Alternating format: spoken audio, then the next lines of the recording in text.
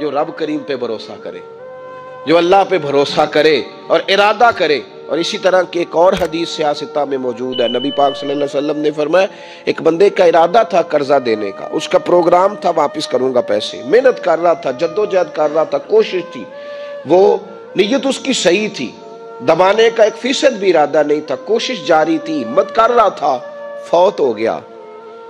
یا رسول اللہ اب کیا بنے گا؟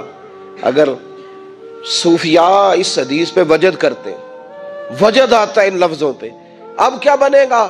تو میرے محبوب فرمانے لگے قیامت کے دن اللہ اپنی رحمت سے اس کے قرضے ادا فرما دے گا۔ دیکھو اتنا بھی کوئی خوش نصیب ہے جس کے اللہ قرضے ادا کرے، اتنا بھی کوئی خوش قسمت ہے رب جس کے قرضے دے۔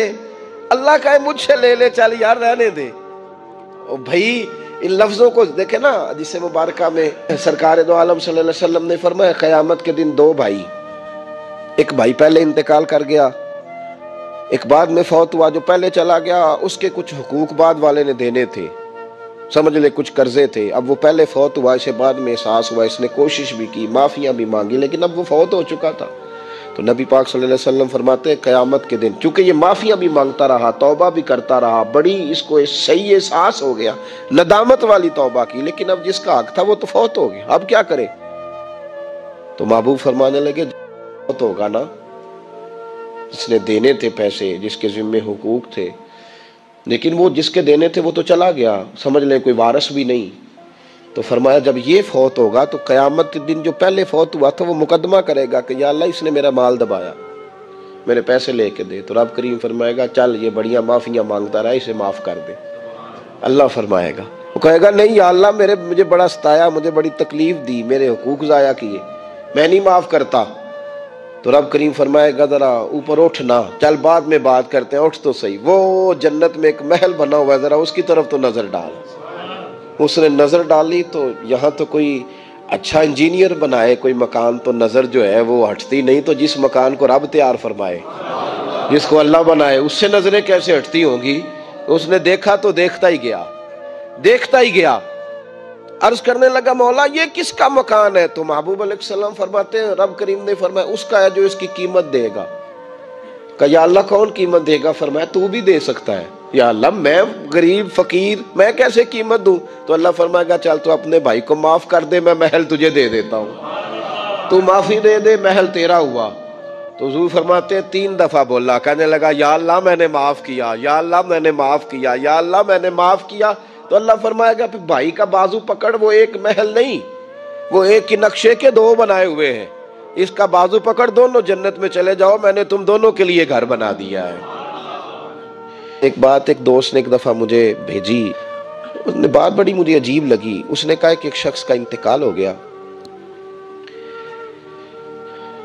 تو وہ جب اس کو دفن کرنے لگے جنازہ پڑھ کے، تو ایک آدمی نے اس کی چارپائی پکڑ لی۔ اس نے کہا اس نے میرا 45 لاکھ روپیہ دینا ہے، پہلے پیسے دو گے پھر دفن کرنے دوں گا، پیسے دے دو دفن کر لو۔ دور سے پکڑی، اب رش ہے، 3 بیٹے بھی تھے، تو جائیداد بھی تھی، سارا کچھ تھا۔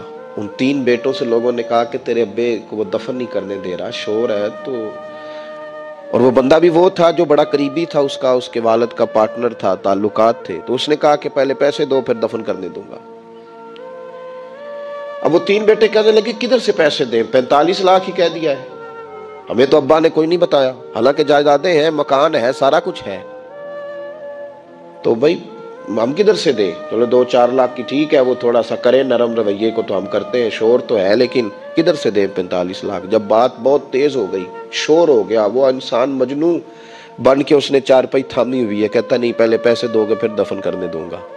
3 بیٹے تھے تو ایک بیٹی بھی تھی، بیٹی کو گھر میں پیغام گیا کہ تیرے ابا کو دفن نہیں ہونے دیتے، اس نے سارا زیور اتار کے بھیج دیا۔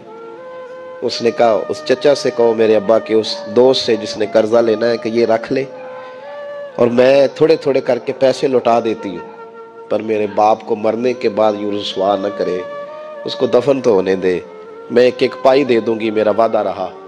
جب وہ بیٹی نے 8-10 لاکھ کا زیور بھیج دیا تو وہ قرضہ لینے والا شور کرنے لگا، اس نے کہا او مجھے پتہ چل گیا، مجھے معاف کر دو سارے اور اسے دفنا دو۔ کہا کیا ہوا؟ تو وہ کہنے لگا میں نے اس سے 45 لاکھ لینا نہیں تھا، میں نے دینا تھا. تو میں غور کر رہا تھا کہ اگر تو میں نے اعلان کر دیا نا کہ 45 لاکھ میں نے دینا ہے تو 110 نکل آئیں گے وارث کہ مجھے بھی دو مجھے بھی دو. تو میں نے یہ رویہ اس لیے اختیار کیا ہے کہ میں دیکھوں اس کا اصل وارث ہے کون. تو اصل وارث وہ بیٹی ہے جس نے اپنے کانوں سے بندے بھی اتار کے بھیج دیے، اور جس نے اپنے وہ شادی والے دن پہننے والے زیورات، پہلی رات کا وہ اس نے زیور بھی سارا اتار کے دے دیا. اس نے کہا کہ باپ کا کفن نہ میلا ہو جائے. تو اصل وارث بھی بچی ہے. اس نے کہا اس نے مجھے وصیت کی تھی ہر ایک کو نہ دے دینا، میرے اصل وارث کو دینا. تو مجھے اصل وارث مل گیا ہے، اب میں کسی اور کو نہیں دوں گا، اس بیٹی کو دوں گا جس نے باپ کے لیے قربانی دی. تو یاد رکھے جنہ لی تو پاپ کمائے ہو کتھے نہیں تیرے کر دے. تو اس لین دین کے معاملات اپنے صاف ستھرے رکھیں، ان کے اندر کسی قسم کی وہ چیز نہ پیدا کریں کہ جو ہمارے لیے بڑی باعث پریشانی بن جائے. تو میں یہ سمجھانا چاہ رہا ہوں آپ حضرات کو، اپنے بھی بھائیوں کو، دوستوں کو، کہ کوشش فرمائیں کہ آپ، اور یہ یاد رکھیں وہ میری اماں کبھی کبھی میرے ننھیال سے نا کوئی چیز آتی تھی نا بطور تحفہ کے کسی چیز، تو میری اماں کہتی تھی میرے ماموں سے یا میرے نانا سے کہ بس ٹھیک ہے یہ آپ تھوڑا سا دے جائیں باقی لے جائیں.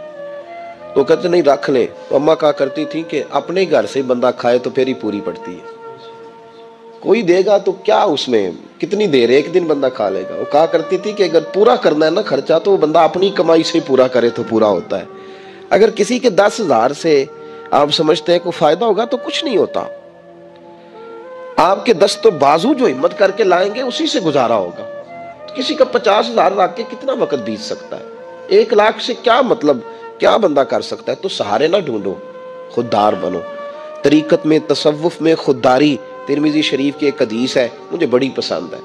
میں سمجھتا ہوں یہ حدیث اگر لوگ سمجھ جائیں نا تو بات بن جائے. نبی پاک صلی اللہ تعالی علیہ وسلم نے لوگوں سے کہا لوگوں چاہتے ہو کہ تم اللہ کے محبوب بن جاؤ؟ تو صحابہ کے چہرے کھل اٹھے. کہا یا رسول اللہ صلی اللہ علیہ وسلم بالکل چاہتے ہیں. فرمایا جو اللہ نے تمہیں دیا ہے اس پہ راضی ہو جاؤ، اللہ کے محبوب بن جاؤ گے، اللہ تم سے پیار کرے گا. اور پھر فرمایا چاہتے ہو کہ لوگ بھی تم سے پیار کریں؟ لوگ بھی کریں یا رسول اللہ دل کرتا ہے. تو نبی پاک نے فرمایا کسی بندے کی جیب کی طرف کبھی نہ دیکھنا، جو سامنے والے کی جیب میں ہے اس سے بچ جا، اس کے مال پر نظر ڈالنی چھوڑ دے، لوگ بھی تجھ سے پیار کرنے لگ جائیں. لوگوں کے مال کی طرف نہ دیکھ. آپ رکھ لیں کسی کا 500 روپیہ بھی، وہ کہے گا بندہ ہی نہیں صحیح، میرا 500 کھا گیا. یہ مت سمجھے کہ بڑا امیر تھا اس کو فکر ہی کوئی نہیں. نا ان معاملات کے اندر لوگ کہیں نہ کہیں بول ہی جاتے ہیں، کہیں نہ کہیں بات کر ہی جاتے ہیں، کسی نہ کسی جگہ زبان پھسل ہی جاتی ہے. تو مہربانی فرمائیں، مہربانی کریں، آپ اس بات پہ ضرور غور کریں. اور یہ میری اپیل ہے، آپ میرے پیر بھائی ہیں، عزیز ہیں، کہ کوشش فرمائیں لین دین کے معاملات کو 110% صاف رکھیں. کوشش کریں جہاں کوئی چیز دینی ہے، خریداریاں بعد میں ہوتی رہیں گی، جائیدادیں بعد میں بنتی رہیں گی، قرضے نہیں ہونے چاہیے، قرضہ نہیں ہونا چاہیے. میں ایک بزرگ سے کبھی کبھی ملتا تھا تو میں کہتا تھا حضرت جی حالات کیسے ہیں؟ تو کہتے ہیں الحمدللہ کسی کا دینا کچھ نہیں، الحمدللہ کسی کا. تو اس شخص وہ جب بات کرتا تھا تو مجھے یوں لگتا تھا کہ جیسے وہ شخص نعرہ لگا رہا ہے الحمدللہ کسی کا دینا کچھ نہیں. یہ اللہ تعالیٰ کا شکر ہے. اور پھر وہ کبھی کبھی یہ بھی کہا کرتے تھے کسی سے 200-250 لینا ہوگا میں نے دینی کوئی شے نہیں. کوئی کبھی کبھی ٹٹولو گے تو میرا کسی طرف کوئی نکل ہی آئے گا، لیکن میں نے کسی کا دینا کوئی نہیں. میرے ایسا فرمایا کرتے تھے ہماری تو طریقت بھی بڑی دلیر ہے. میں نے ایک دفعہ کہا حضور نظریہ طریقت کیا؟ فرمانے لگے ہماری تو طریقت بھی بڑی خوددار ہے، ہم مریدوں کا خرچ نہیں کراتے، ہم تو کئی دفعہ مریدوں پہ خرچ کر ڈالتے. ہماری تو طریقت بھی بڑی توانا ہے، نے تو مزاج ہی بڑا انوکھا پایا ہے. تو مہربانی فرمائے لینے دینے کے ایک حدیث بخاری میں بڑی مزیدار ہے، بخاری میں، سبحان اللہ. اور بخاری شریف قرآن مجید کے بعد امت مسلمہ کے پاس سب سے معتبر کتاب کا نام بخاری شریف ہے. نبی پاک صلی اللہ علیہ وسلم نے فرمایا ایک بھائی اپنے بھائی سے قرضہ لینے لگا، ایک دوست اپنے دوست سے پیسے لینے لگا. اس نے کہا یار پیسے تو میں دے دیتا ہوں پر کوئی گواہ. اس نے کہا غریبوں کے گواہ نہیں ہوتے، میرا گواہ اللہ ہے. اس نے کہا کسی کی ضمانت دے دو. اس نے کہا میری کون ضمانت دے گا، میری ضمانت میرا اللہ ہی دے گا. وہ بات ہو گئی، 1000 دینار اس کو بات بڑی پسند آئی، کہا اللہ کے نام پر تو کہتا ہے، اللہ بھی گواہ ہے ہمارے درمیان اور اللہ ہی ضمانتی ہے، تو لے لے پیسے۔ 1000 دینار دے دیے۔ اب وہ بندہ دریا کے پار چلا گیا۔ یہ دیکھیں، اب اس حدیث سے آپ درس دیکھیں، یہ حکایت نہیں، یہ میرے رسول پاک کا بیان کیا ہوا فرمان ہے۔ اس کی صداقتوں پہ دیکھیں، اور بخاری کی حدیث کے جملے کتنے حسین ہیں۔ نبی پاک صلی اللہ علیہ وسلم نے فرمایا وہ جس نے پیسے لیے بطور قرضہ، وہ دریا کے پار چلا گیا، محنت مزدوری کرتا رہا، جب مقررہ وقت آیا تو اس نے 1000 دینار جو وعدہ کیا تھا کہ فلاں تاریخ کو دے دوں گا، اس تاریخ کو اس نے 1000 دینار لیے اور دریا کے کنارے پہنچ گیا کہ مجھے کشتی ملے تو میں اس تک پہنچاؤں۔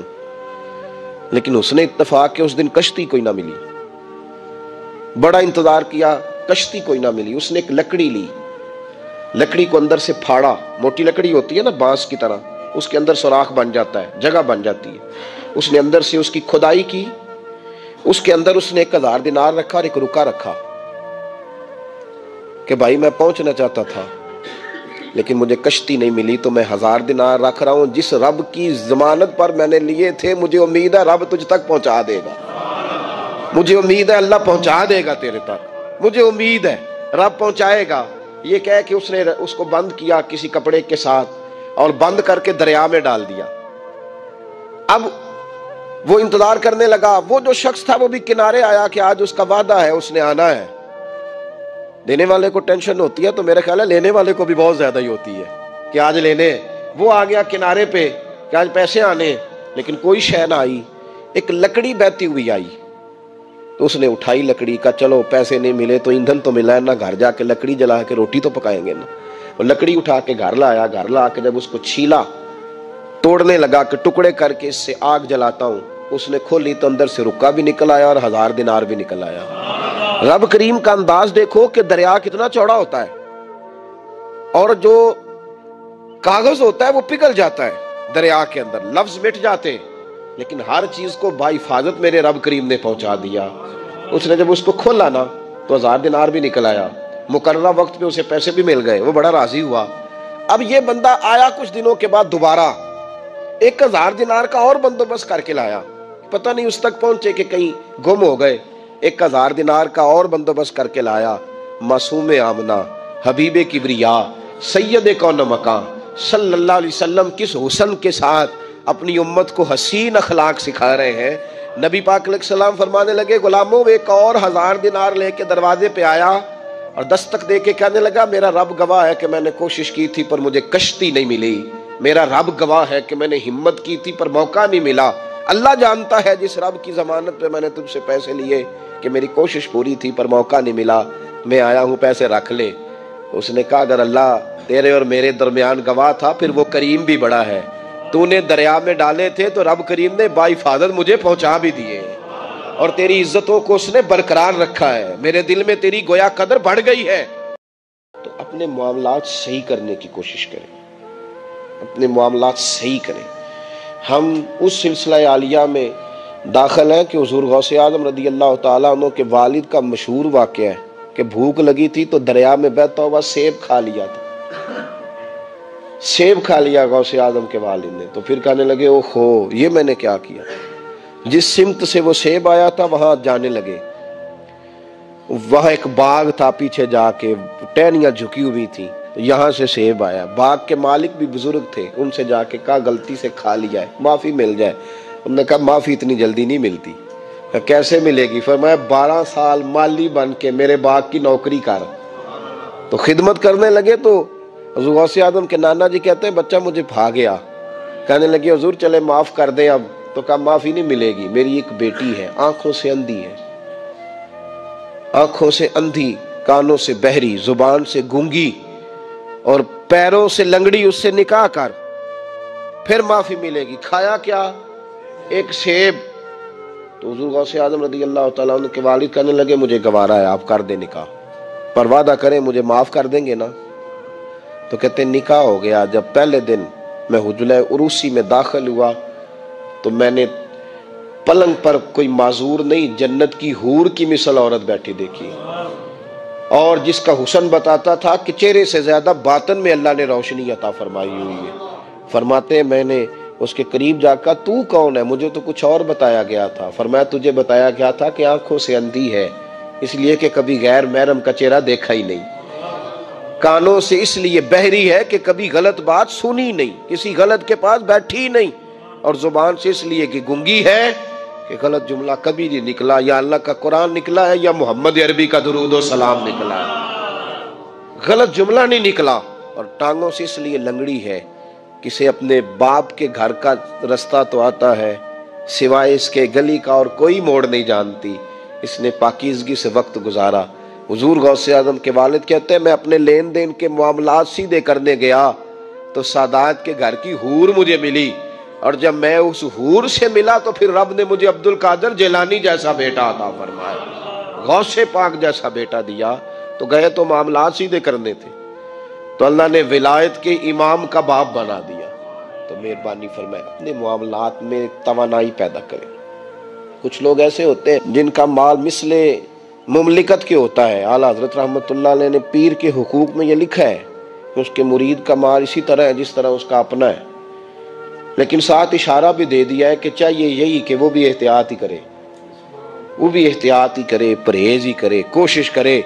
اور آپ فرماتے ہیں چونکہ باپ کی حیثیت رکھتا ہے تو ضروری تو نہیں نا باپ بیٹے کی کمائی کھائے، کبھی کبھی بیٹے بھی باپ کی کھا ہی لیتے ہیں، اس طرف بھی توجہ کر لے، کوئی حرج نہیں۔ اپنے معاملات کو صحیح رکھیں، لینے دینے کے معاملات کے اندر کبھی کمی نہ لائیں۔ یہ چیز اگر پیدا ہو جاتی ہے نا تو آپ یقین کریں وقار ہی تو انسان کے پاس ہوتا ہے، وہ ضائع ہو جاتا ہے تو نقصان ہوتا ہے۔ تھوڑے میں وقت گزاریں، بڑی مزیدار زندگی ہوتی ہے انسان کی، جی زندگی میں انسان کے پاس وقار اپنا ہوتا ہے، وہ زندگی بڑی حسین ہوتی ہے، بڑی مزیدار ہوتی ہے۔ ہماری مسجد میں ایک شخص آئے، کچھ دن انہوں نے وقت گزارا تو مجھے بعد میں کہنے تہاڈی مسجد سے سکون بڑا ہے، کھپ کوئی نہیں، لڑائی کوئی نہیں، کوئی کسی قسم کا میں نے وہ نہیں دیکھا۔ آپ یقین کریں یہاں 4 اساتذہ کام کرتے ہیں اور کئی سالوں سے کرتے ہیں، ہم نے کبھی استادوں کی لڑائی بھی نہیں ہونے دی، ورنہ مدرسوں میں جھگڑے چلتے ہیں۔ تو مجھے کہنے لگے جی یہاں لڑائی کوئی نہیں۔ میں کہ اس واسطے کسی کو مالدار بندہ چیئرمین ہی نہیں بنایا کہ جو کہے کہ یہ کیسے ہو گیا، یہ کھانسے کیوں ہیں، یہ اٹھے کیوں ہیں، یہ بیٹھے کیوں ہیں۔ یہاں اللہ نے حسن اس لیے دیا ہے کہ الحمدللہ یہ ایک کونا تو ضرور ہے لیکن اللہ نے بڑا سکون عطا فرمایا ہوا ہے۔ تو یہ اس وقت ہوتا ہے جب آپ کسی سے کچھ لیتے ہیں تو پھر آپ کو اس کے نخرے بھی برداشت کرنے پڑتے ہیں، پھر آپ کو دیکھنا بھی پڑتا ہے، اس کے آنے پہ کھڑے بھی ہونا پڑتا ہے۔ تو اس لیے لین دین کے معاملات کو 110% صحیح رکھیں۔ یہ میری وصیت نہیں آپ حضرات کو، اس کو میرا حکم سمجھیں، حکم سمجھیں اس کو۔ اور آپ قطعی طور پہ میری پیر بھائیوں سے گزارش ہے کہ لین دین کے معاملات کو چھوڑ دیں سارا کچھ۔ اللہ بڑا کریم ہے، ایک کمرے میں بھی انسان کی زندگی بیت سکتی ہے، لیکن لین دین کے معاملات میں 110% اپنے آپ کو صاف رکھیں، اور اپنی وصیت کو ہمیشہ اس میں سستی نہیں کریں، لکھ کے رکھیں کہ کسی کا کیا دینا ہے، موٹے حرفوں کے ساتھ، اور 3 جگہ اس کو لکھ کے رکھیں کہ میں فلاں آدمی کا میرے پاس یہ ہے، اس کو ضرور سنبھال کے رکھیں تاکہ کسی جگہ بھی اگر اللہ تبارک و تعالیٰ فضل کرے کوئی ایسا موقع آتا ہے تو ہم صاف ستھرے ہوں، ہمارے وارثوں کو پتہ ہو۔ صوفیاء کے اندر کچھ لوگ ایسے ہیں جن کو ملامتی کہا جاتا ہے، وَلَا يَخَافُونَ لَوْمَةَ لَائِمٍ، وہ کسی ملامت کرنے والے کی ملامت کی پرواہ نہیں کرتے۔ ذَلِكَ فَضْلُ اللَّهِ يُؤْتِيهِ مَن يَشَاءُ، اللہ کا یہ فضل ہے، رب جسے چاہے عطا کرے۔ حضرت ذوالنون مصری داتا صاحب فرماتے ہیں کہ کمال آدمی تھے، لیکن انہوں نے نہ راہ آزمائش اختیار کی، رستہ اس طرح کا اختیار کیا کہ جس میں لوگ انہیں برا ہی کہتے تھے، وہ فیمس نہیں ہو سکے، ہر گلی ہر کونے ہر جگہ ان کی تعریف نہیں ہو سکی، کچھ تعریف نہیں ہو سکی، کچھ اپنوں نے قدر بھی نہیں پہچانی۔ اہل مصر نے ان کے ساتھ کوئی اچھا رویہ اختیار نہیں کیا۔ ہوتا یہ ہے کہ جب لوگ اپنے مزاج کو غالب کر لیتے ہیں ہر چیز پر اور کہتے ہیں جو میں کہہ رہا ہوں، جو میں سوچ رہا ہوں وہی حق ہے، اسی پر ساری دنیا آ جائے، تو بہت ساری جگہوں پہ نا وہ اپنے گمان کے مطابق چیزوں کو تباہ کر بیٹھتے ہیں، اور بہت سارے صالحین کے بارے میں، بہت سارے متقی لوگوں کے بارے میں بدگمانیاں پیدا کرتے ہیں، اور تربیت اپنی رک جاتی ہے، خیر سے دور ہٹ جاتے ہیں۔ حضرت ذوالنون مصری رحمت اللہ علیہ کے ساتھ بھی ان کے اپنے شہر کے لوگوں نے، ان کے اپنے ارد گرد کے لوگوں نے ان کے ساتھ کوئی اچھا سلوک نہیں کیا۔ زندگی بھر کسی شخص نے بھی کوئی اس طرح کا رویہ ان کے ساتھ نہیں رکھا. ہاں عقیدت مند لوگ تھے, محبت کرنے والے بھی تھے, لیکن اکثریت ان لوگوں کی تھی کہ جو ان کی طرف جب بھی نظر اٹھاتے تھے تنقید کی اٹھاتے تھے, طنز کی اٹھاتے تھے. داتا صاحب رحمۃ اللہ علیہ فرماتے ہیں کہ عقدہ تو اس وقت کھلا, راز تو اس وقت فاش ہوا, بات تو اس وقت لوگوں کے سامنے آئی جب ان کا انتقال ہوا تو ان کی پیشانی پہ لکھا تھا یہ اللہ کا دوست ہے اور اس نے رب کی محبت میں وفات پائی ہے. اور فرماتے ہیں مصر کے لوگوں کی آنکھیں تب کھلیں کہ جب ان کا جنازہ دھوپ میں اٹھایا گیا تو پرندوں نے آ کے جنازے پہ سایہ کر دیا. اس وقت لوگوں کو پتہ چلا یہ تو دو باتیں تھیں. داتا صاحب کہتے ہیں لوگوں پتہ ہے تیسری بات کیا ہوئی؟ جس دن حضرت ذوالنون مصری کا وصال ہوا 70 نیک لوگوں نے رسول پاک کی زیارت کی, اور ہر بندے کو خواب میں آ کے اللہ کے محبوب نے فرمایا آیا اس لیے ہوں کہ ذوالنون مصری کا انتقال ہو گیا ہے اور میں نے ان کا استقبال کرنا, ان کو آگے بڑھ کے خدا کے کرم کی خوشخبری سنانی ہے. رسول کائنات میرے مرنے پہ ہر سو شور مچ جائے گا دیکھو گے, کہنے الوداع سرکار خود تشریف لائیں گے. اور درویش نے کہا تھا بعد مرندے مکھڑا میرا ہو جاوے جے تازہ, پھر سمجھ لینا محبوب میرے نے آن پڑے ہے جنازہ. او بھائی یاد رکھیے گا بہت سارے لوگ ایسے ہوتے ہیں کہ جن کی لوگ اس طرح قدر نہیں کرتے جتنے کہ وہ قیمتی ہوتے ہیں, لیکن یاد رکھیں ان لوگوں کو بھی یہ سمجھنا چاہیے, اس مثال سے ان کو بھی اپنی ذہن سازی کرنی چاہیے کہ لوگوں سے قدر کرانا ویسے اتنا ضروری بھی نہیں. زیادہ ضروری تو یہی ہے نا کہ رب رسول کی نظر میں بندے کا کیا مقام ہے. اگر وہاں مقام ہے تو پھر لوگوں کی گڈ بک میں آنا کو زیادہ ضروری بھی نہیں. اگر وہاں پاس ہے تو بس پھر جے کر سائیں وسون کچھ اجیاں نو تو پھر کیڑا مائی دا لال اجاڑ سکتا ہے. پھر ضرورت کیا ہے اس قدر زیادہ پریشان ہونے کی؟ تو میرے مصطفیٰ کریم علیہ السلام نے فرمایا بدترین دعوت ہے جس میں امیر بلائے جائے غریب نہ بلائے جائے. وہ بدترین دعوت حضرت ابراہیم کا طریقہ رہا ساری زندگی مہمان نوازی. ایک وقت ایسا آیا کہ اللہ تعالیٰ نے حضرت ابراہیم کو بہت زیادہ مال عطا فرمایا. اتنے اونٹ گنے نہیں جاتے, گائیں اتنی زیادہ کہ شمار نہیں ہوتے, بکرے بکریاں اتنی زیادہ کہ شمار, بہت زیادہ مال اللہ نے عطا فرمایا. اور ابھی کچھ عرصہ پہلے آپ پیچھے جائیں نا تو جو لفظ یہ مال تھا وہ روپے پہ تو بولا ہی نہیں جاتا, وہ جانوروں پہ بولا جاتا. بہت زیادہ مال اللہ نے دیا, بکریاں گائیں اونٹ بیل بڑا کچھ. رب کریم نے فرشتوں سے فرمایا کہ واتخذ اللہ ابراہیم خلیلا, ابراہیم میرا دوست ہے. تو فرشتے کہنے لگے یا اللہ جس نے اتنا کچھ دیا جائے اس نے دوست تو بننا ہی ہوتا ہے, تو نوازا ہی پڑا ہے, اتنا مال اتنے کھیت کھلیان اتنا کچھ. اللہ کریم نے فرمایا جاؤ آزمائش کر لو, امتحان لے لو. فرشتہ امتحان لینے پہنچ گیا. حضرت ابراہیم کے جانور چر رہے ہیں چراگاہ میں, حضرت ابراہیم بھی ہیں غلام بھی ہیں, بہت بڑا ریوڑ ہے. آپ تشریف فرمائیں. ایک فرشتہ آیا تو کھیت میں چھپ کے بیٹھ گیا اور بلند آواز سے کہنے لگا سبحان اللہ والحمد للہ ولا الہ الا اللہ واللہ. یہ تسبیح بڑی پسند ہے, محبوب نے ان کی فضیلت بیان کی. اب وہ حضرت سیدنا ابراہیم علیہ السلام کھڑے تھے تو وہ کھیت میں بیٹھ کے تسبیح پڑھنے لگا سبحان اللہ والحمد للہ ولا الہ الا اللہ. حضرت ابراہیم کہنے لگے یہ میرے رب کا نام کون لے رہا ہے, بڑی اس کی میٹھی آواز ہے, بڑی کون ہے. ڈھونڈنے لگے, گھومتے گھومتے اس کے پاس چلے گئے, فرشتہ انسانی شکل میں. تو میرے رب کا ذکر کر رہا تھا؟ اس نے کہا میں ہی کر رہا تھا. فرمانے لگے یار ایک دفعہ پھر نہیں کرتا؟ تو کہنے لگا ابراہیم پہلے تو میں اپنی مرضی سے کر رہا تھا, تو کہتا ہے تو پیسے لگیں گے, پیسے ہیں تو کر دیتا ہوں. حضرت ابراہیم کہنے لگے بول تو کیا لے گا, میرے اللہ کا ذکر سنانے کا کیا لے گا؟ کہنے لگا جتنی بکریاں آپ چرا رہے ہیں ساری دے دے تو میں اللہ کا ذکر سنا دیتا ہوں. آپ نے فرمایا بس جا تیری ساری ہوئی, میرے رب کا ذکر سنا. اور پھر شروع کا ہو گیا سبحان اللہ الحمد للہ ولا الہ الا اللہ واللہ اکبر.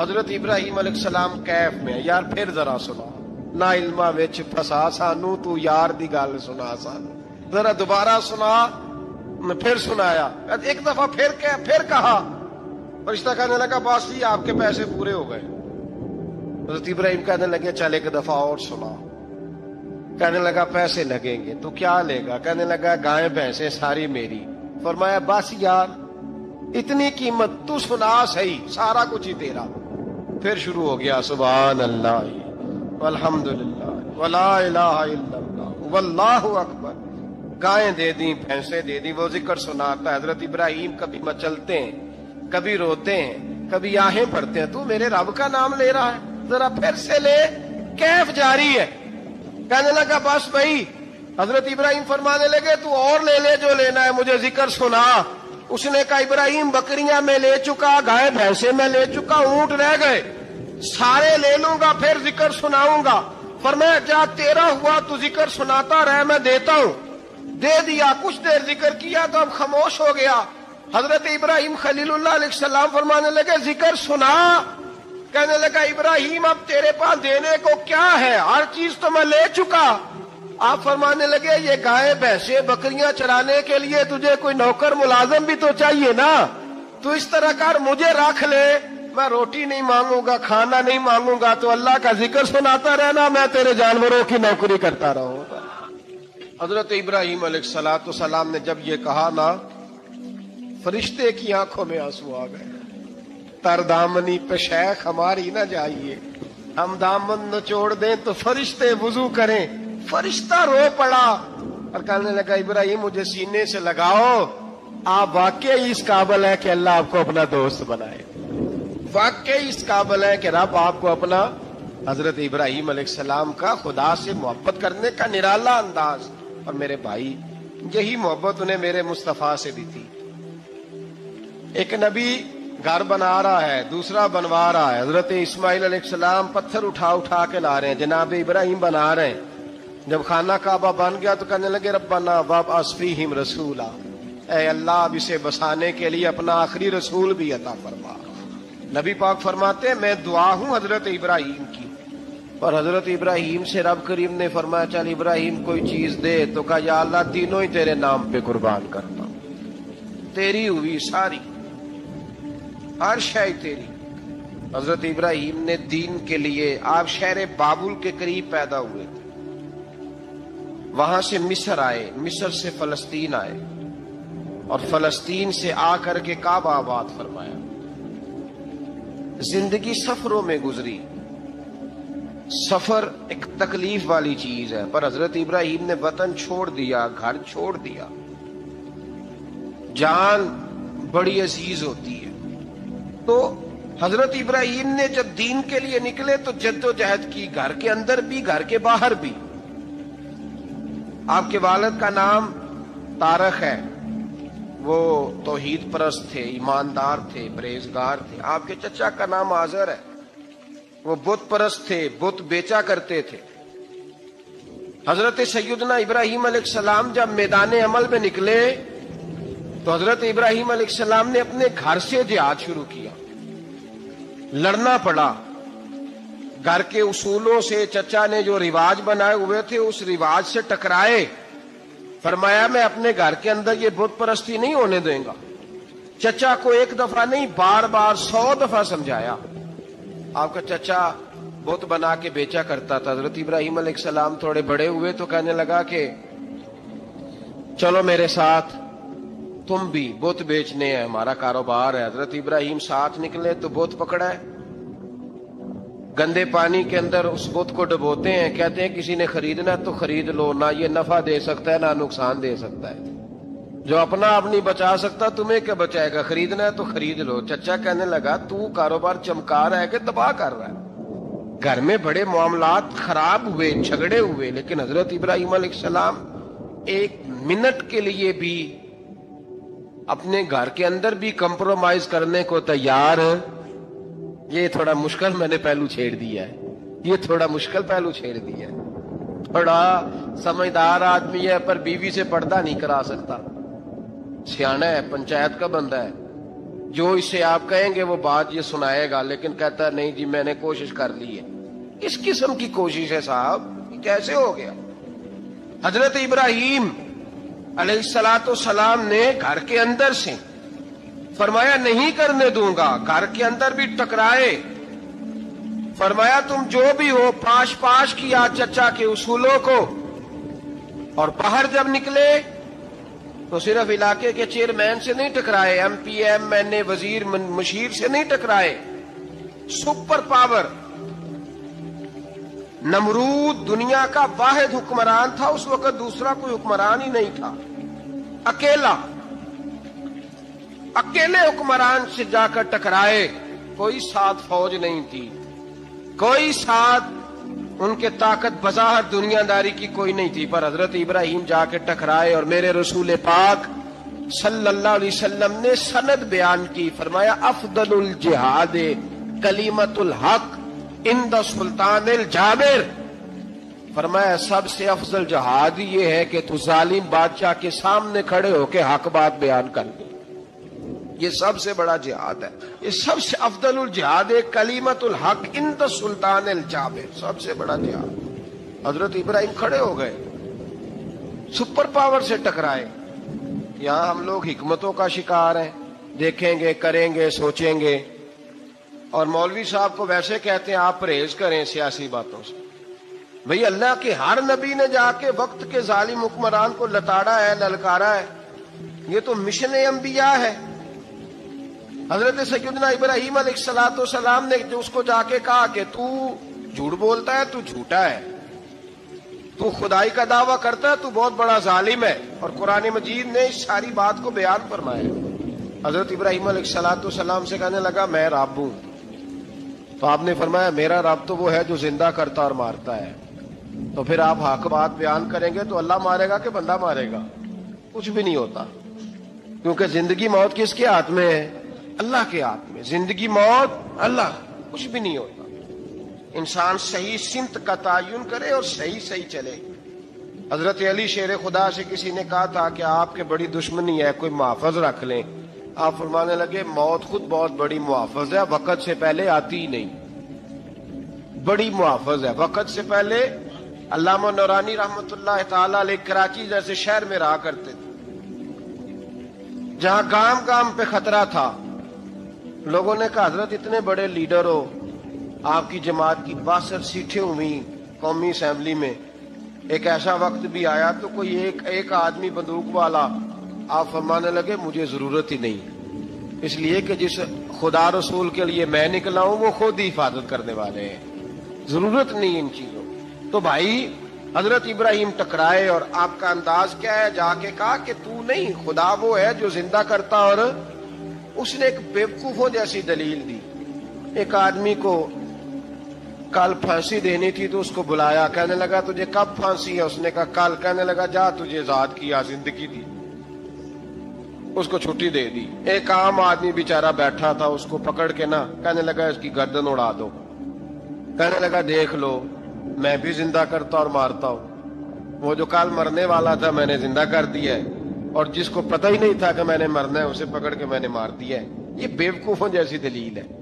حضرت سیدنا ابراہیم علیہ السلام چاہتے تو اسی وقت دلیل توڑ دیتے کہ تو کیا بیوقوفوں جیسی بات کر رہا ہے، اگر تو زندگی دیتا ہے تو مرے ہوئے میں جان ڈال کے دے جس کو تو نے مارا ہے۔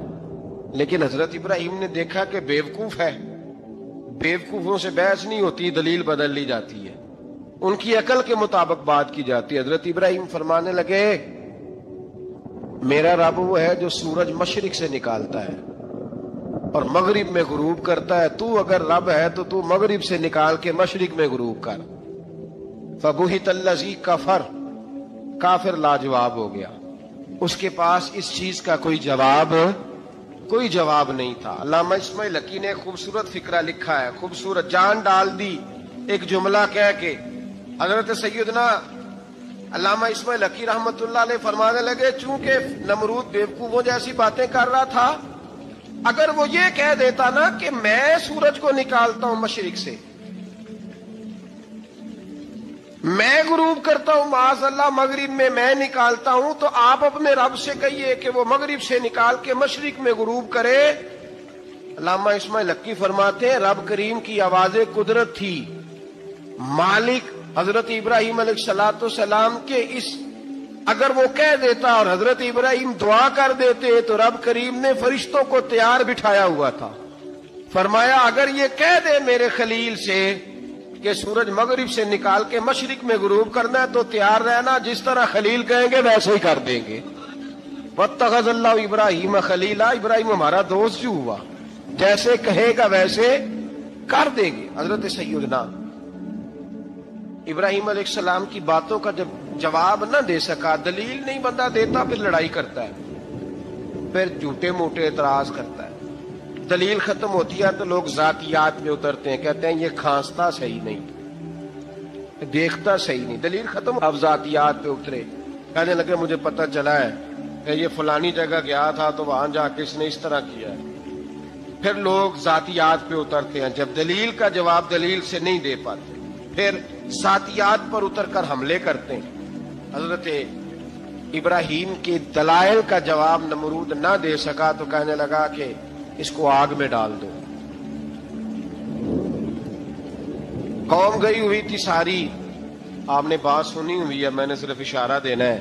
میلے پہ تو حضرت سیدنا ابراہیم علیہ السلام نے سارے بت توڑ دیے، کلاڑا بڑے بت کی گردن پہ رکھا.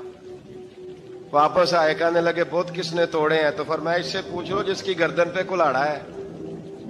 کہنے لگے یہ تو بول ہی نہیں سکتا. تو فرمانے لگے بڑے بیوقوف ہو، جو بولتا ہی نہیں، سنتا ہی نہیں، اپنا آپ نہیں بچا سکتا، اس کی پوجا کرتے ہو. کہنے لگے پکڑو، دلیلیں ختم ہو گئی، اس کو آگ میں ڈالو. بہت بڑی حویلی 45 فٹ مربع پہ مشتمل ایک حویلی بنائی گئی اور 45 فٹ اونچی.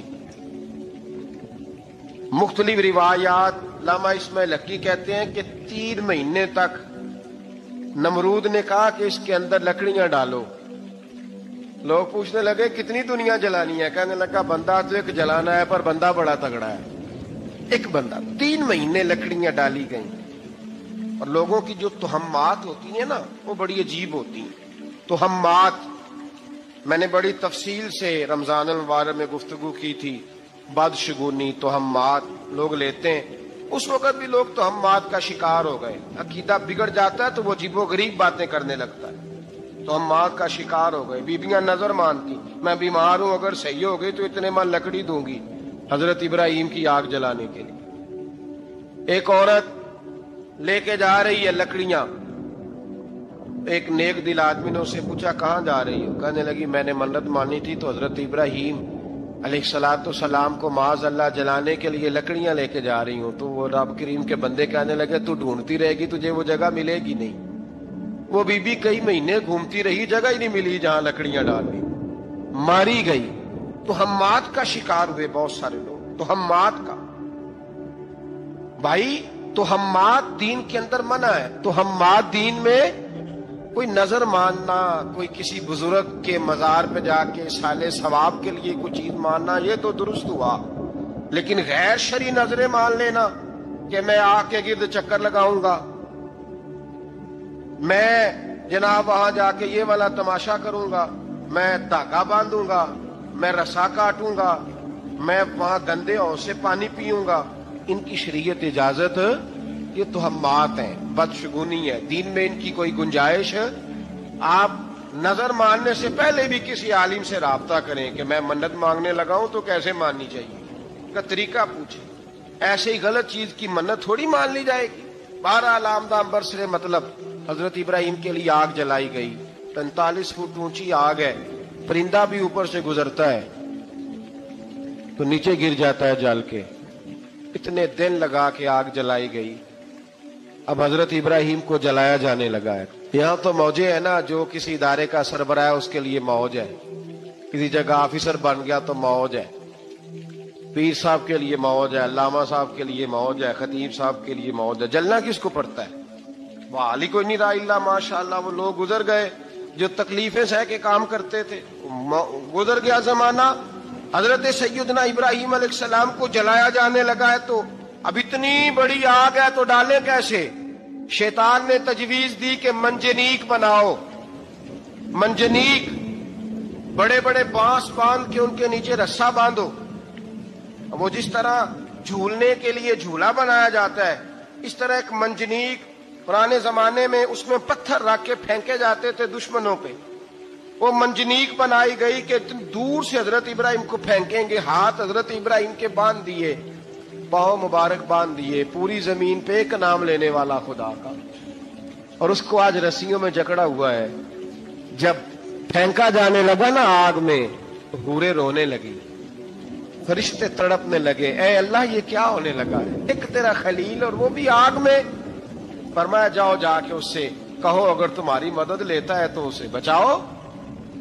ہوا کا فرشتہ آیا، کہا ابراہیم اگر تو کہے. او بھائی ان چیزوں کو کہانی سمجھ کے نہ سنا کریں، یہ داستان نہیں، یہ وہ طریقے ہیں جو ہمارے رسول نے ہمیں اپنانے کا حکم ارشاد فرمایا ہے. جو عقیدے، یہ وہ نظریات ہیں جو ہمیں اوڑھنے کو کہا گیا. اپنے رب کریم کی رضا پہ راضی رہنے کے یہ وہ خوبصورت مواقع ہیں صوفیاء نے جن کو بنا کر سمجھا کر ہم تک پہنچایا ہے. یہ ہے اہل طریقت کی باتیں. وہ کہتے ہیں یار جس حال میں رکھے راضی رہنا ہے. حضرت ابراہیم علیہ السلام کو پھینکا جا رہا ہے، فرشتہ آیا، اے اللہ کے خلیل اگر حکم دو تو اتنی ہوا چلاؤں کہ نمرودی جل جائے سارے، آگ ان پہ پھینک دی جائے. آپ نے فرمایا تو جا، تجھ سے مجھے کوئی کام نہیں. تھوڑی دیر کے بعد پانی کا فرشتہ آیا، کہا حضور اتنی بارش برساؤں گا کہ آگ بجھ جائے گی. فرمایا تو جا، تجھ سے کوئی کام نہیں. اب جب منجنیق میں رکھ دیے گئے، آگ میں جانے کا لمحہ ہے، تیاری ہے، حضرت جبریل امین حاضر خدمت ہوئے. کہا ابراہیم کوئی حاجت؟ فرمایا تجھ سے کوئی نہیں. کہا چلو مجھ سے نہیں تو رب کریم سے ہی بات کر لو، مجھے پتا ہے میں چھوٹا ہوں، آپ مجھ سے مدد کیوں لوگے، رب کریم سے ہی بات کر لیں. تو حضرت ابراہیم کہنے لگے جبریل یہ بتا رب کو نہیں پتا اس کا خلیل کس حال میں ہے؟ اسے نہیں پتا میں کس حال میں ہوں؟ میرے ہاتھ بندھے ہیں، پیر بندھے ہیں آگ میں، اسے نہیں پتا؟ بتایا تو اسے جاتا ہے جس سے خبر نہ ہو. تو اگر اسے پتا ہے، اگر وہ جلانے پہ راضی ہے تو میں بھی جلنے کو تیار ہوں. میں تیار ہوں، میں تیار ہوں. اسے کہو ٹھیک ہے. حضرت سیدنا ابراہیم علیہ السلام کو منجنیق میں ڈال کے جو پھینکا آگ میں، یا نار کونی بردم و سلاما علی ابراہیم، اللہ نے فرمایا اے آگ میرے ابراہیم پہ ٹھنڈی بھی ہو جا اور سلامتی والی بھی ہو جا.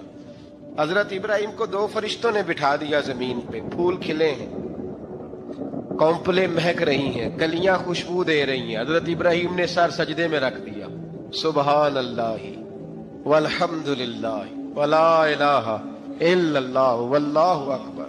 حضرت ابراہیم اللہ کی تسبیح پڑھنے لگے، رب کریم کو شکر بجا لانے لگے. نکلے وہاں سے، کچھ دن گزر گئے، نکلے، حکم ہو گیا ابراہیم علاقہ چھوڑ دو. حضرت ابراہیم علیہ السلام وہاں سے نکل کے مصر آئے، چچا کے پاس ٹھہرے. انہوں نے اپنی بیٹی جناب سارہ کا نکاح کر دیا. کچھ آگے بڑھے تو ایک ظالم بادشاہ سے ٹکرائے. اس نے ایک شہزادی، ایک بادشاہ کی بیٹی قید کی ہوئی تھی، جناب ہاجرہ نام تھا. ان کو قید سے چھڑا کے ساتھ لائے. حضرت لوط علیہ السلام بھی ساتھ. یہ 4 لوگوں کا قافلہ چلا، فلسطین میں جا کے پڑاؤ ڈالا، گھر بار چھوڑا، تبلیغ شروع ہوئی. حضرت ابراہیم کے گھر میں 2 خواتین ہیں، ایک آپ کی بیوی ہیں، ایک حضرت ہاجرہ ہے. اولاد کوئی نہیں، بڑا میوہ ہے میٹھا. گھر وہی آباد ہوتا ہے جس میں بچے روتے ہیں. گھر ہوتا ہی وہ ہے جس میں بچوں کی چنچناہٹ ہوتی ہے، بھن بھناہٹ ہوتی ہے. حضرت ابراہیم نے ایک بچہ روتے ہوئے دیکھا تو آنکھوں میں آنسو آئے. کہنے لگے ربی حب لی من الصالحین، یا اللہ مجھے بھی نیک اولاد عطا کر دے. حضرت سارہ نے سن لیا، کہنے لگی ابراہیم شاید میرے بطن سے تو آپ کو نصیب نہیں، ہاجرہ سے نکاح کر لو. جناب ہاجرہ سے نکاح ہوا. اللہ تو بڑا بے نیاز ہے، رب کریم نے حضرت اسماعیل جیسا خوبصورت بیٹا عطا فرمایا. بیٹا کالا سیاہ بھی ہو تو سینے کی ٹھنڈک ہوتا ہے، پر یہ تو وہ بیٹا ہے جس کی پیشانی میں نور محمدی چمکتا ہے صلی اللہ علیہ وسلم. حضرت سیدنا اسماعیل علیہ اتنے خوبصورت. اب جس بیوی کے ہاں بیٹا تھا، بیٹھنا اٹھنا بھی زیادہ اس کے پاس، آنا جانا بھی اس کے پاس، توجہ ادھر ہو گئی. جناب سارا رشک کرنے لگی. ایک دن کہنے لگی اسے چھوڑ آ جنگل میں. وادی غیر ذی زرع، مکے کے پاس. بھائی ایک بیٹا عالم دین بنا لو، کہنے لگا روٹی کہاں سے کھائے گا. تیرے 5 بیٹے ہیں، کو حافظ قرآن بنا، کہتے روٹی کہاں سے کھائے گا. وہ بچہ بھی کہتا ہے میں کہاں سے کھاؤں گا. حضرت ابراہیم علیہ السلام تو چند مہینے کا بچہ چھوڑ آئے، تو کہاں سے روٹی کھائی حضرت اسماعیل نے؟ کہاں سے کھائی ان کی اماں نے روٹی؟ بھوکے مر جاتے ہیں یہ سارے. میں بڑی ذمہ داری سے کہا کرتا ہوں کہ جتنی خوبصورت روٹی اللہ کریم دین کے خادموں کو عطا کرتا ہے شاید کسی اور کے نصیب ہوتی ہو، لیکن ہم لوگ توجہ ہی نہیں کر رہے. ہمارا ذوق ہی نہیں بن رہا، ہم یہ محنت ہی نہیں کر رہے کہ قوم کو مستند علماء کی ضرورت ہے. علاقوں کے علاقے خالی ہیں، ادھر ہمارا مزاج ہی نہیں بن رہا، توجہ ہی نہیں دین کی خاطر. اور پھر چلے بچے تو بات کی بات ہے نا، جو ابھی خود جوان ہے وہ بھی تو یہ دعا. ایک صاحب مجھے کہنے لگے میں دعا مانگ رہا ہوں اللہ مجھے بیٹا دے تو میں اسے دین پہ لگاؤں گا. تو میں نے کہا آپ بھی بوڑھے نہیں ہوئے، آپ خود ہی لگ جائیں. بیٹا تو ابھی آئے گا تو لگے گا نا، تو آپ تو اس وقت ہے تو آپ تو پہلے لگے نا صاحب. 2 گھنٹے تو نکال کے آئے، دین سیکھنے کو کافی ہے. آپ اتنی لمبی سوچ رہے ہیں کہ بچہ آئے گا تو بڑا ہوگا تو وہ جائے گا تو دیکھی جائے گی. ابھی تو آپ ہیں تو آپ تو آؤ. حضرت ابراہیم نے بچہ وہاں چھوڑا. یہاں سے جو عمرہ کرنے لوگ جاتے ہیں نا، جو حج کرنے جاتے ہیں، ان کو پتا ہے کہ وہاں دنیا کی ہر نعمت ملتی ہے، پھر بھی ڈبل ٹرپل پیسے لوگ جیبوں میں ڈال کے جاتے ہیں. حضرت ابراہیم جب وہاں لے کے گئے تو کوئی انسان نہیں تھا، پانی کا قطرہ نہیں تھا. 2 کلو کھجوریں، ایک مشکیزہ، بیوی کو تھمایا. ہمارے گھر میں ہزاروں چیزیں پڑی ہیں، لیکن وہ جو توکل ہے نا وہ ختم ہو گیا ہے.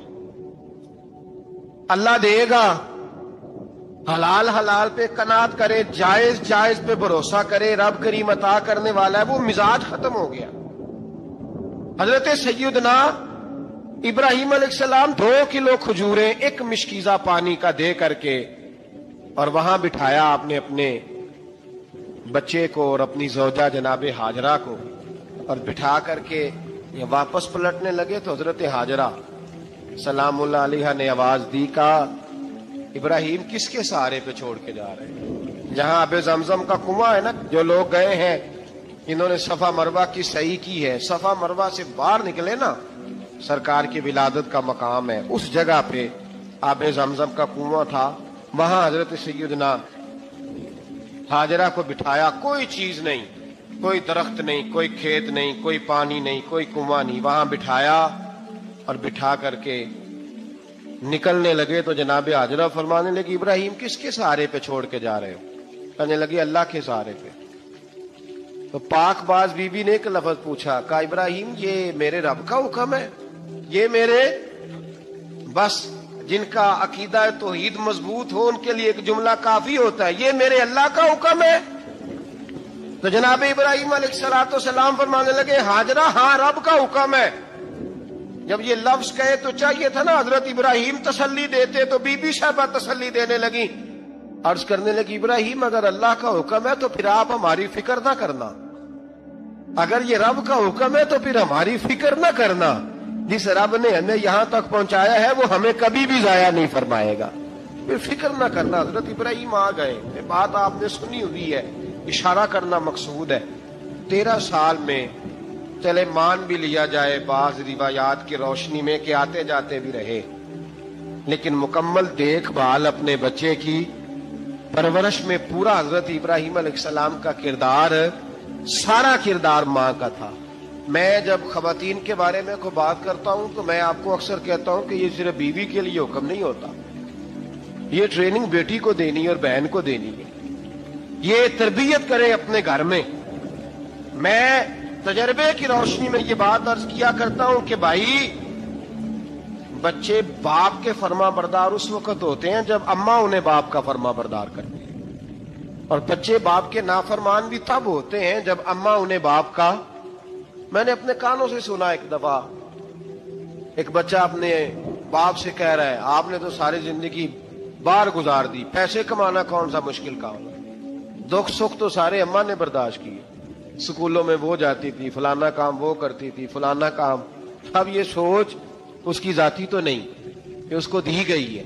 اور اگر اس کو یہ سوچ دے دی جائے کہ اماں کہے کہ میں تو اپنوں میں رہی ساری زندگی, میں نے تو اپنوں میں وقت گزارا, اور تیرا باپ تو کئی دفعہ جنازے بھی نہیں پڑھ سکا, نے تو ماں باپ ایسے دفن کر دیے, وہ اگر یہ سوچ فراہم کرے تو پھر بچہ باپ کا فرما بردار ہوتا ہے. اور یہ والی روایتیں ہم بیوی کو سناتے ہیں, حالانکہ کس کو سنانی چاہیے؟ بولیے. بہن اور بیٹی کو. بہن اور بیٹی کو سنائیں یہ باتیں, ان کو سمجھائیں, تاکہ آگے جا کے وہ جو گھر ترتیب دیں وہ گھر بڑا عمدہ اور نکھرا ہوا ہو.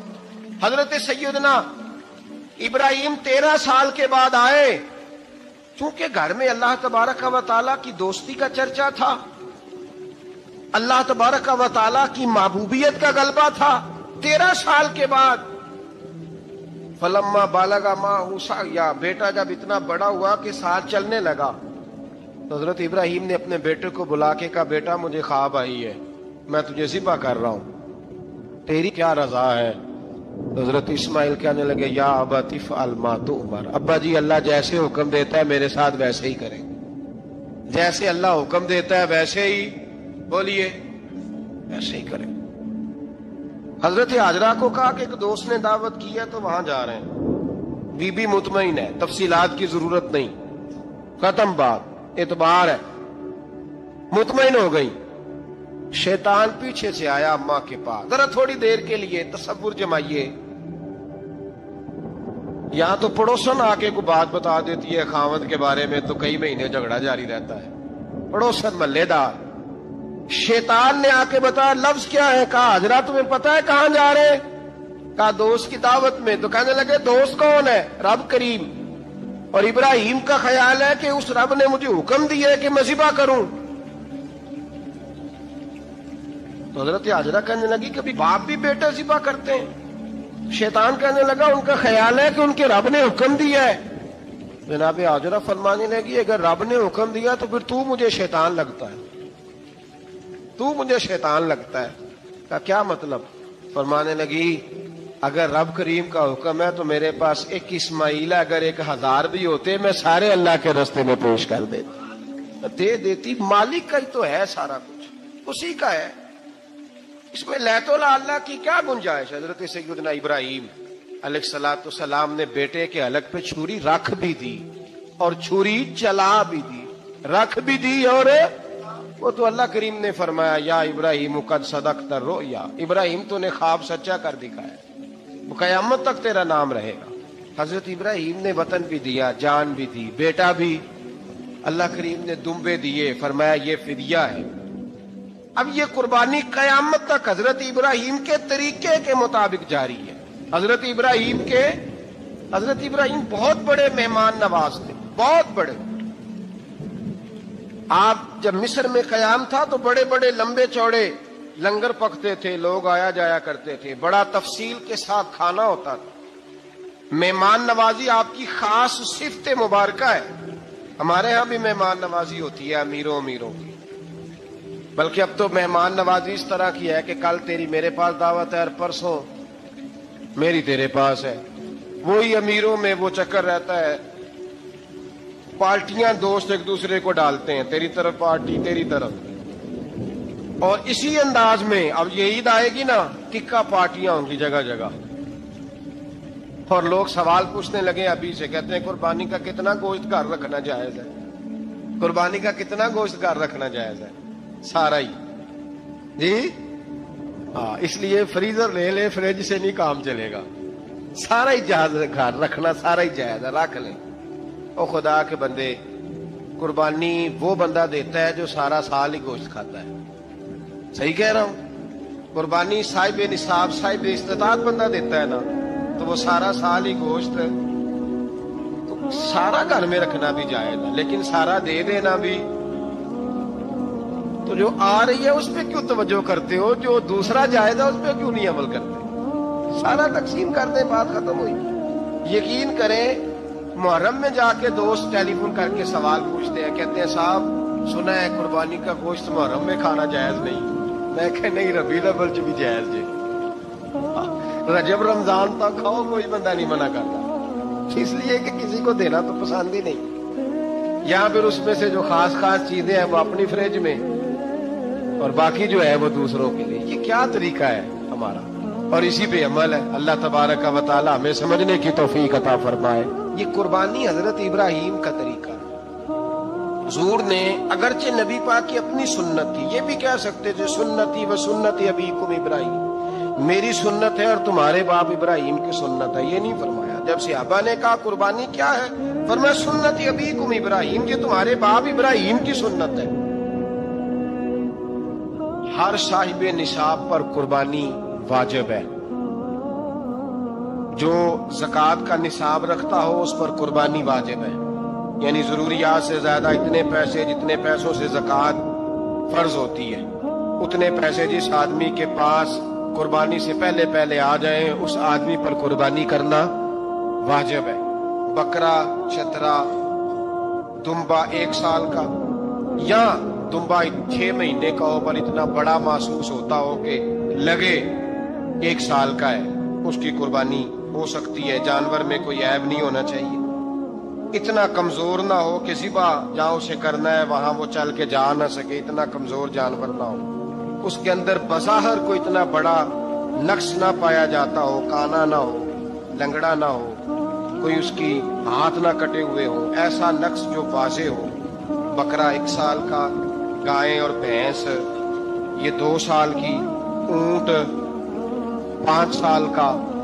اب اس میں یہ ہے کہ ہمارے بہت سارے دوست، چونکہ ہم دیہاتی لوگ ہیں تو پوچھتے ہیں کہ دوندا نہیں ہے تو چوگا نہیں ہے، تو یہ ہماری پنجابی کی اصطلاح. ایک بار کا ذکر ہے، ایک نیک دل آدمی تھا. اس نے مجبوری میں کسی سے قرض لیا.